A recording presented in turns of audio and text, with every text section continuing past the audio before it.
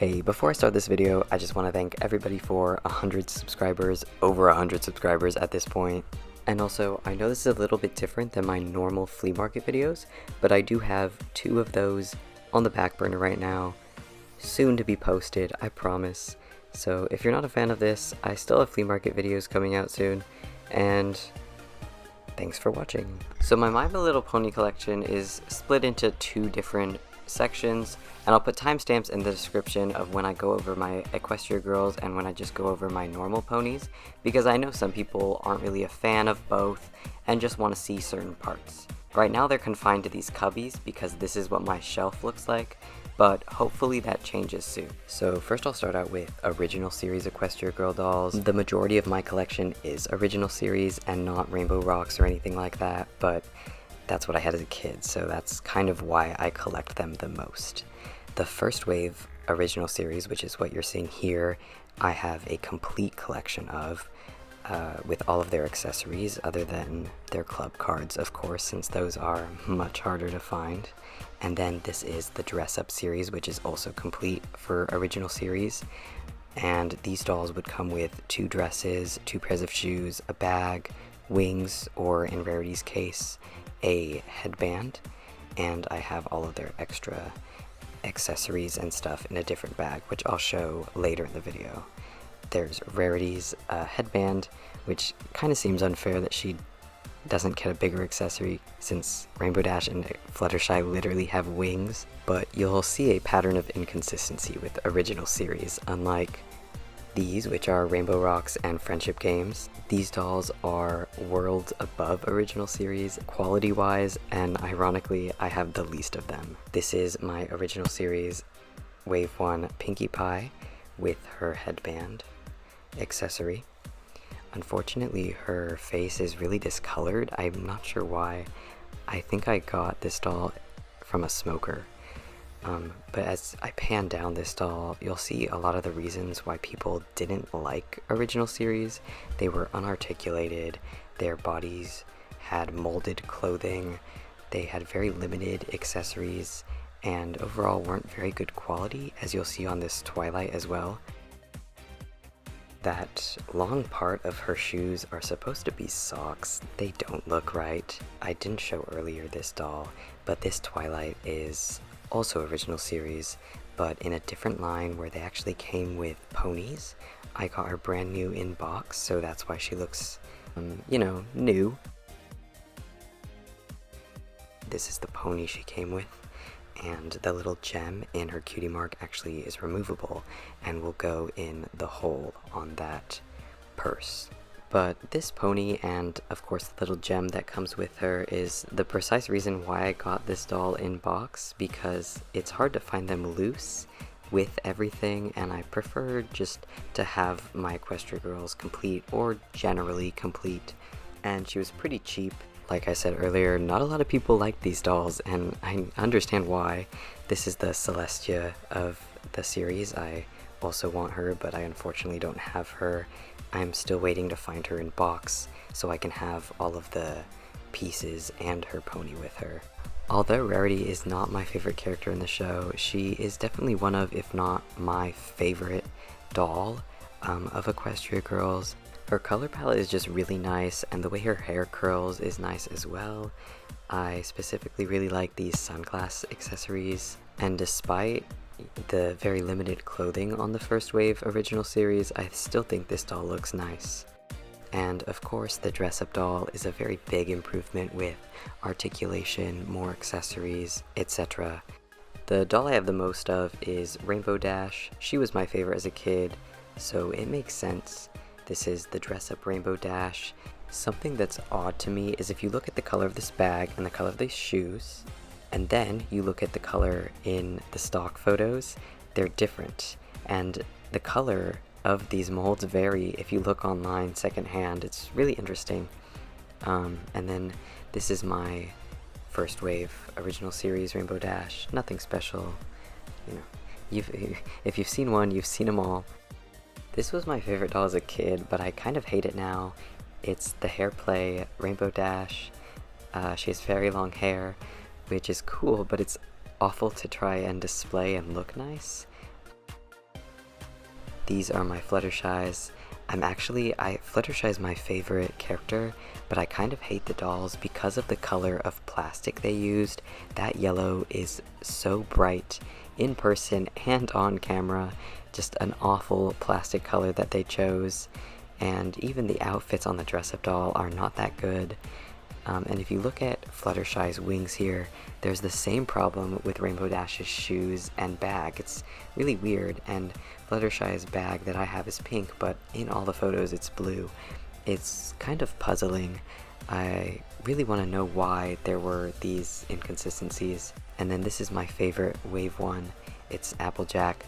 Her hat's kind of whack. I don't know what they were thinking. Just give her a cowboy hat, guys, but it's still cute. It's got a little bow, and the color scheme that she has going on I think is really nice, and I love those boots. They're great. And then here are my only Rainbow Rocks dolls. They are the sleepover ones. I got them both new in box for $30 altogether. I love their clothes. They're so much better than original series, and it even comes with Spike and Pinkie Pie's crocodile. They're so cute. It just shows that even though original series is worse, I still have more of them because of nostalgia. This is my Friendship Games Pinkie Pie. I got her for $20 on Amazon, brand new in box, and they don't sell her anymore, so I'm glad I got her when I did. There's also a roller skating rarity, but I wasn't that interested in her doll design. Pinkie Pie's socks are really cute on this doll, and all of the little details in general are great. This is, I don't really know what they're called, but they're like action figures of DJ Pone 3. I actually picked her up in a flea market haul video, and I'll put that in the little like eye card, whatever, above.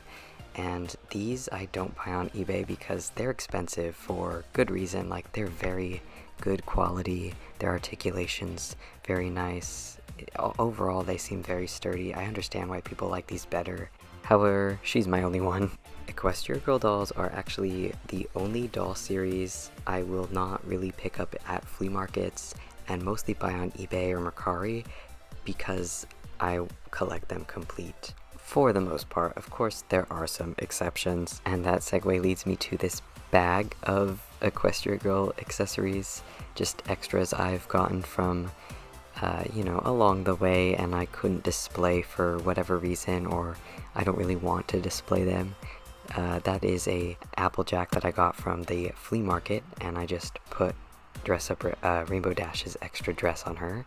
Those are some Rainbow Dash hair clips, just random stuff that, I don't display for whatever reason. That's Dress Up Rarity's extra boots, Fluttershy's, Rainbow Dash's, just no reason to have these, honestly.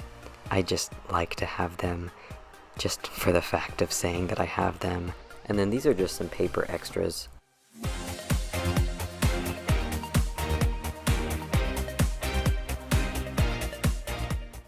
This book came with, I believe, every original series doll, and so I had a couple of them as a kid, and I just loved going through these little booklets and looking at all the character descriptions, and I'm glad that I have one now.